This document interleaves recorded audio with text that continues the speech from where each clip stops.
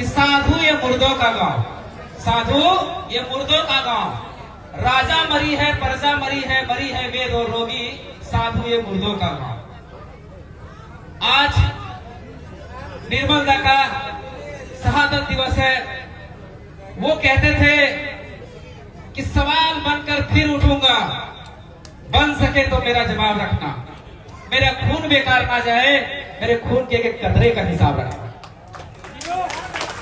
आप लोग ने तालियां बजाई, लेकिन उनके जहन में जो सवाल था वो सवाल आज तक हम लोग को नहीं मिला। उनके जहन में सवाल था कि अगर झारखंड अलग होगा तो हमारे बच्चों को अच्छी शिक्षा मिलेगी। ये उनके मन में सवाल था। उनके मन में यह सवाल था कि अगर झारखंड अलग होगा तो हमारे यहाँ खुशहाली आएगी। उनके मन में सवाल था कि झारखंड अलग होगा तो हमारे बच्चों को रोजगार मिलेगी। अगर झारखंड अलग होगा तो हमारे बच्चों को अच्छा स्वास्थ्य मिलेगा।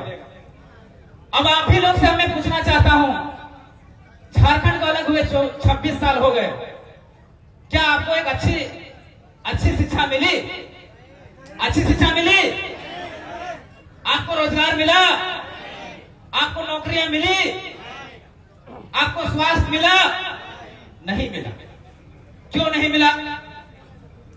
हम हर प्रत्येक वर्ष शहादत दिवस मना रहे हैं निर्मल दा, लेकिन निर्मल दा जो प्रश्न छोड़ के गए, जो सवाल छोड़ के गए, वो पूरा कौन करेगा? कौन करेगा? कब तक हम दर दर की ठोकरें खाते रहेंगे? कब तक हम दूसरे राज्यों में पलायन करते रहेंगे? कब तक पलायन करते रहेंगे? सवाल था।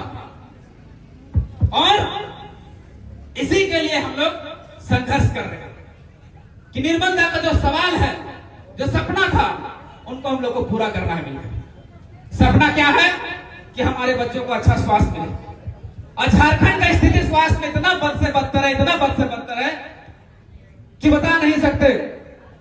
हम बड़े बड़े हॉस्पिटल की बात करते हैं। हम अभी रिम्स छोड़ के रिम्स 2 बना रहे हैं। 3000 करोड़ रुपए का इन्वेस्टमेंट कर रहे हैं। 3000 करोड़ रुपए, वो भी कहां से? एशियन बैंक से लोन लेकर हम रिम्स अस्पताल बना रहे हैं। जबकि आपको पता है रिम्स अस्पताल बनाने के लिए हम लोन ले रहे हैं, और जबकि हमारे पास पैसा है। हर साल प्रत्येक वर्ष मैया योजना में केवल हम सरकार हमारी 14,000 करोड़ रुपए केवल मैया योजना में खर्च कर रही है। अगर उन पैसों से अगर अस्पताल बनाया जाए तो प्रत्येक साल 5 वैसे रिम्स अस्पताल खड़े हो सकते हैं।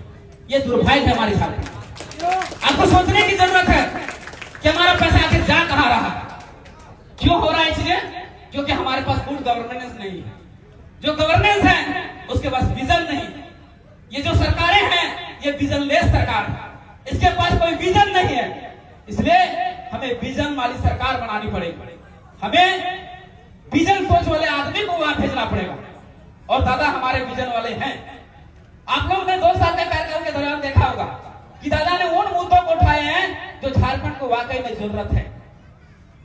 आज देखिए, हम रोजगार की बात करेंगे, हम लोग रोजगार की बात करेंगे। आज झारखंड रोजगार में कहां? हमारे यहां झारखंड में 28,000 कंपनियां हैं, लिस्टेड कंपनियां 28,000। अगर हम 50 को नौकरी का हर कंपनी में मांग लें तो 14 लाख नौकरियां होती है। कितना? 14 लाख। लेकिन आपको दुर्भाग्य की हम बात बताते हैं, झारखंड से 45 लाख लोग प्रवास किए। 45 लाख लोग। कितना शर्म और कितना दुर्भाग्य की बात है। जो स्टेट 40% खरीद देता है, केवल जिसके पास कोयला 26% हो, जो केवल 26% कोयला में 75,000 करोड़ का रेवेन्यू जनरेट करता है प्रत्येक साल, वो राज्य दर दर के ठोकरे खाने के लिए हो गया है। यहां के बच्चे दर दर के ठोकरे खा रहे हैं। आज देख रहे हैं कि जेपीएससी जेएसएससी का प्रोटेस्ट चल रहा है, आंदोलन चल रहा है।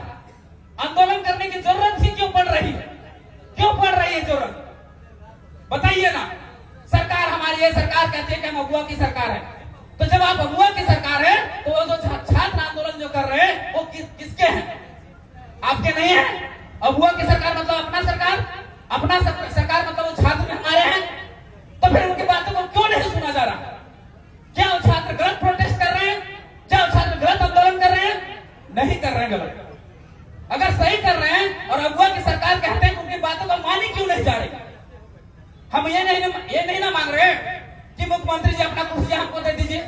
हम ये भी नहीं मांग रहे कि उनकी पत्नी जो गांडे से विधायक है वो अपना गांडे वाला सीट हमको दे दे। हम ये भी नहीं मांग रहे कि उनकी जो भाई हैं जो विधायक हैं वो विधायक वाला कुर्सी हमको दे दे। नहीं हम मांग रहे हैं भैया रसगुल्ला आप खाइए, जलेबी आप खाइए, मोहन भोग राजभोग आप खाइए, केवल समोसा में जो हलवा होता है हलवा रूपी नौकरियां केवल हमको दे दीजिए। यही तो हम मांग रहे हैं। हम सरकार से क्या कह रहे हैं? सरकार से हम क्या कह रहे हैं? केवल निष्पक्ष और पारदर्शी तरीके से केवल एग्जाम को कंडक्ट करा दीजिए। हमारी इतनी ही मांग है। हम योग्य होंगे तो अंदर जाएंगे और योग्य नहीं होंगे तो बाहर जाएंगे।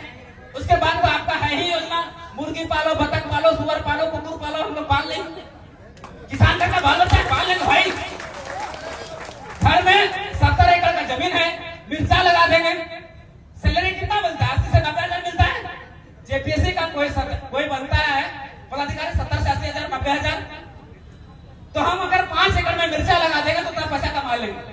लेकिन योग्य है तो बाहर क्यों? आप अयोग्य होते हुए भी कुर्सी पर बैठे हुए और हम योग्य होते हुए भी दर की ठोकर खा रहे। कितना दुर्भाग्य वाला झारखंड। अब बोलिएगा कि मुख्यमंत्री जी अयोग्य कैसे हो गए? अयोग्य हैं। उन्होंने क्या कहा जब 2019 में चुनाव जीतना था, जब 2024 में चुनाव जीतना था, तो उन्होंने कहा कि झारखंड में अगर हमारी सरकार बनेगी तो हम 5 लाख युवाओं को सरकारी नौकरी देंगे। 5 लाख को छोड़ दिए, 5,000 देने में इसका हालत खराब होगा। 5 लाख युवा हम नहीं कह रहे हैं, ये मुख्यमंत्री हेमंत सोरेन जी कह रहे हैं 5 लाख युवाओं को नौकरी। ये पूरा 6 साल का कार्यकाल इनका खत्म हो गया। 16,000 इन्होंने नियुक्तियां निकाली है, जिसमें से 10,000 में बाहर लोगों को नौकरियां बेच दी है। झारखंड के छात्र, झारखंड के बच्चे कहां जाएंगे? ये है झारखंड का दुर्भाग्य। इन्होंने कहा इसलिए अयोग्य मुख्यमंत्री है। ये इसलिए भी अयोग्य मुख्यमंत्री है कि इन्होंने कहा कि हमारी सरकार बनेगी तो हम प्रत्येक वर्ष जेपीएससी का 2 एग्जाम लेंगे। 6 सालों के कार्यकाल में मात्र 3 जेपीएससी ले पाए। यहां भी ये अयोग्य साबित हो गए।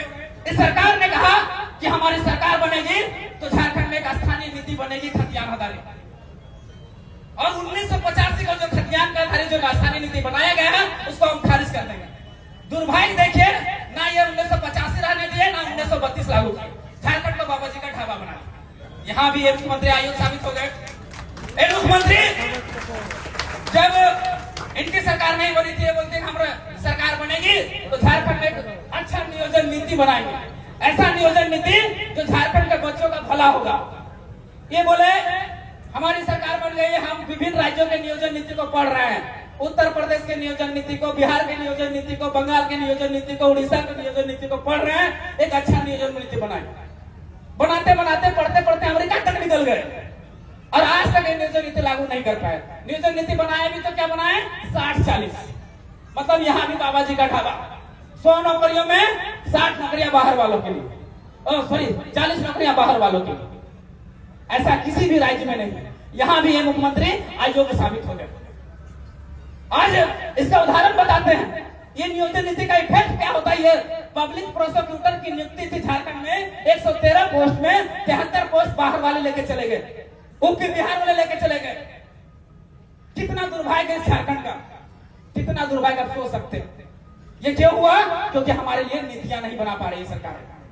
इस सरकार ने कहा कि हमारी सरकार बनेगी तो 75% यहाँ के प्राइवेट कंपनियों के, यहाँ के लोगों को नौकरी मिलेगी। 75% वो भी नहीं दे पाई। और उल्टा ये जब जाते हैं धनबाद, तो धनबाद में भाषण देते हैं कि अगर 75% नौकरी कोई कंपनी नहीं दे रहा है तो उसमें आप अधिकार जमा लीजिए। अच्छा बताइए आप ही, उनके कहने पर अगर हम घुस जाए कंपनी में तो कंपनी लाठी मार के, डंडा मार के भगाएगा नहीं, केस नहीं करेगा, फिर आप ही का सरकार हमको केस भी करेगा। यहाँ भी आप अयोग्य साबित हो गए। ये मुख्यमंत्री पूरी तरह से अयोग्य फर्जी।